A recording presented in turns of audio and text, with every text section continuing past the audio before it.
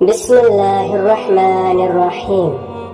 ہم اکثر یہ سمجھتے ہیں کہ بدلہ لینا طاقت کی نشانی ہے، مگر قرآن ہمیں ایک ایسی صفت سکھاتا ہے جو دنیا اور آخرت میں انسان کو سب سے زیادہ عزت دیتی ہے۔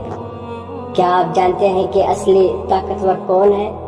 سورہ شورى آیت نمبر 43 میں اللہ تعالیٰ فرماتا ہے کہ اور جو صبر کرے اور معاف کر دے تو بے شک یہ ہمت کے کاموں میں سے ہے۔ اہل بیت علیہ السلام کی تعلیمات کی روشنی میں مولا علی علیہ السلام فرماتے ہیں کہ سب سے بہترین معافی وہ ہے جو طاقت ہونے کے باوجود کی جائے۔ معاف کرنا کمزوری نہیں بلکہ دل کی بلندی اور روح کی طاقت ہے۔ حکمت اہل بیت اعظام علیہ السلام۔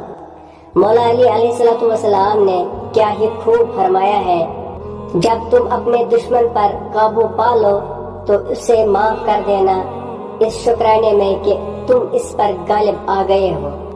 کربلا کے میدان میں بھی ہم نے دیکھا کہ کیسے امام حسین علیہ السلام نے حر کو اس وقت معاف کیا جب وہ شرمندہ تھے۔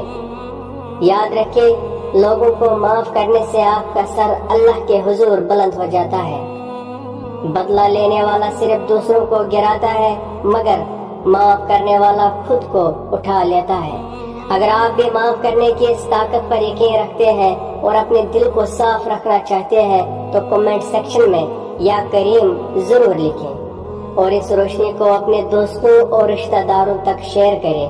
شاید آپ کا ایک شیئر کسی کے دل کا بوجھ ہلکا کر دے۔